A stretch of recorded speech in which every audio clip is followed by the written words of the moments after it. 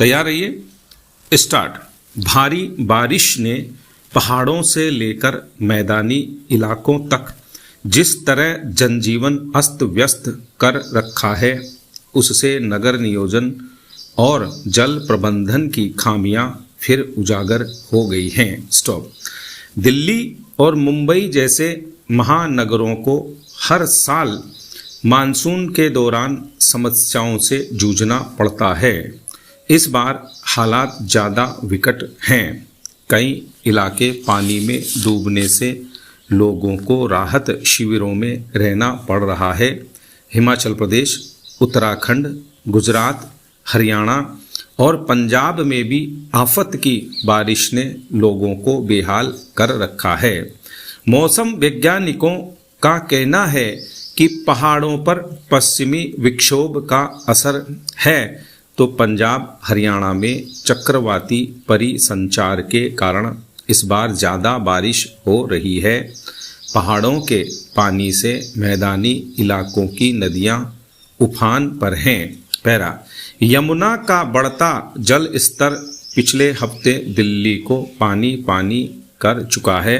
अब यह फिर खतरे के निशान पर है।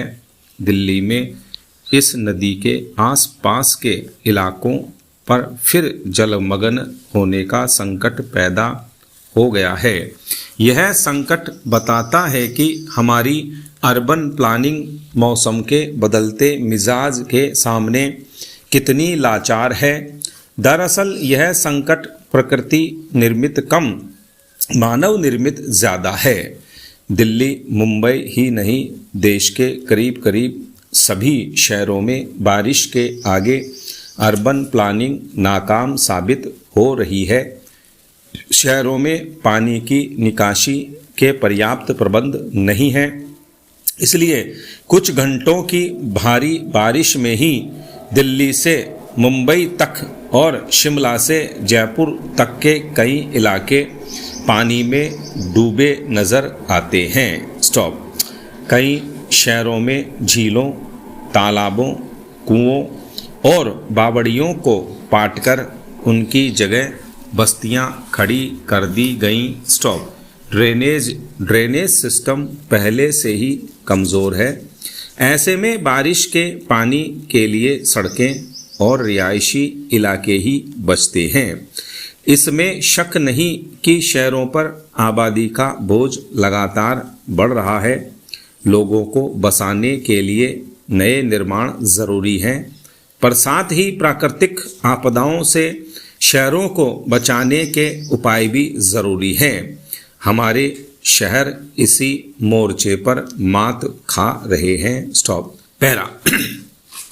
बारिश के पानी से शहरों को बाढ़ और भूस्खलन के साथ साथ संक्रामक बीमारियों से भी जूझना पड़ता है। स्टॉप। एक अनुमान के मुताबिक 2030 तक देश की आधी आबादी शहरों में रहने वालों की होगी। स्टॉप।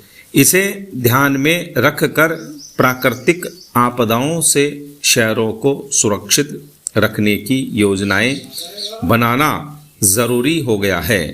शहरों में अंधाधुंध विकास ने जल निकासी के जिन रास्तों को बंद कर दिया है, उन्हें पुनर्जीवित करने की ज़रूरत है।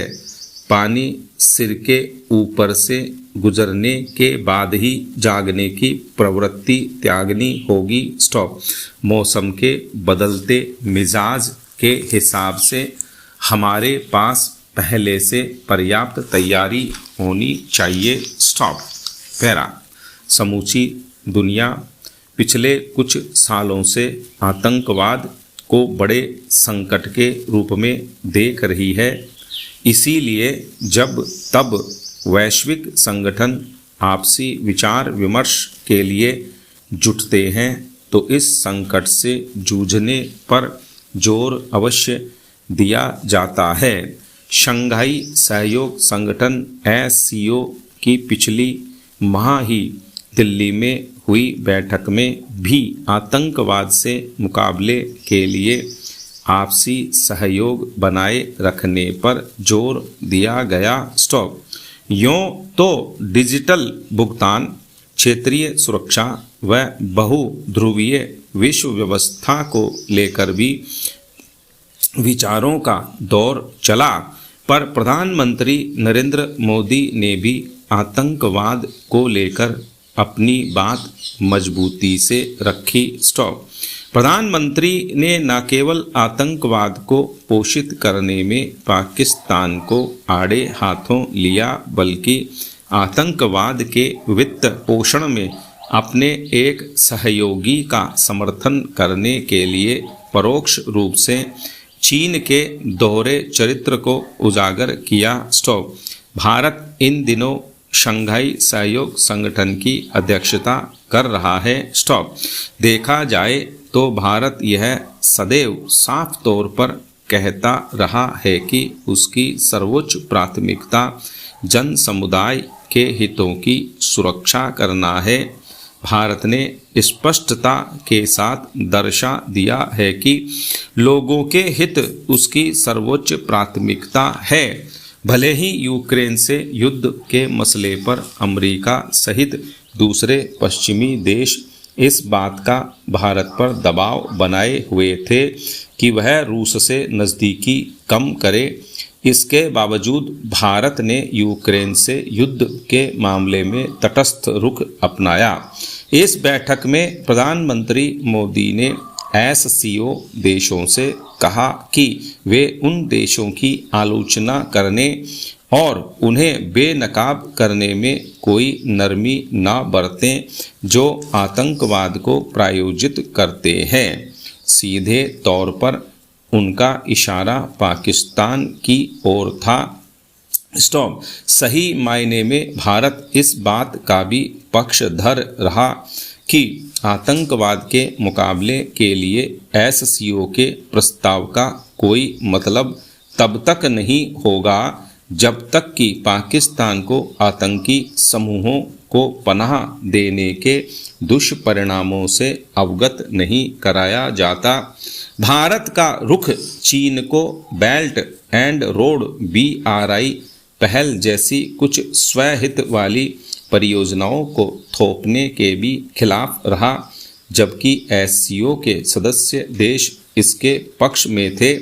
हालांकि भारत ने एससीओ की आर्थिक विकास रणनीति 2030 के संयुक्त वक्तव्य से बाहर रहकर अपनी स्वतंत्रता और प्रतिबद्धता दिखाई।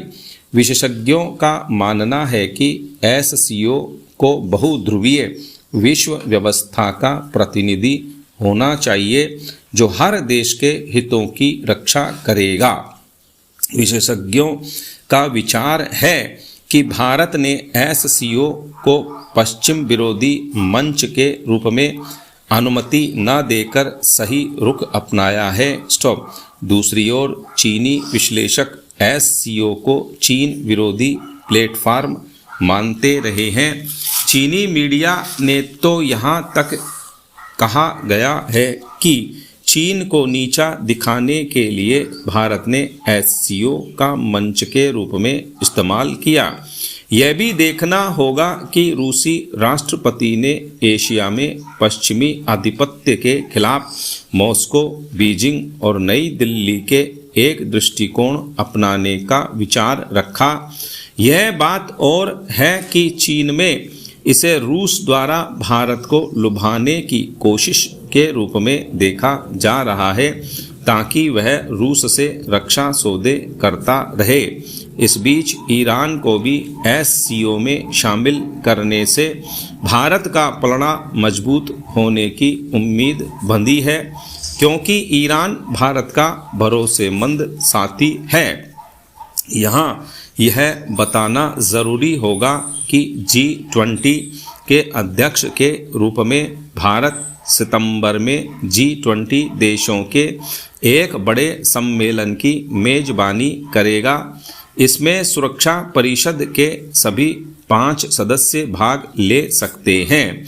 विश्लेषकों का मानना है कि इस सम्मेलन से पहले भारत की एससीओ की अध्यक्षता ने भारत की स्थिति विश्व पटल पर मजबूत की है। नवाचार, स्टार्टअप, युवा विकास, डिजिटल समावेशन, पारंपरिक चिकित्सा और साझा बौद्धिक विरासत पर दुनिया का ध्यान आकर्षित करने में भारत की भूमिका को नकारा नहीं जा सकता। स्टॉप।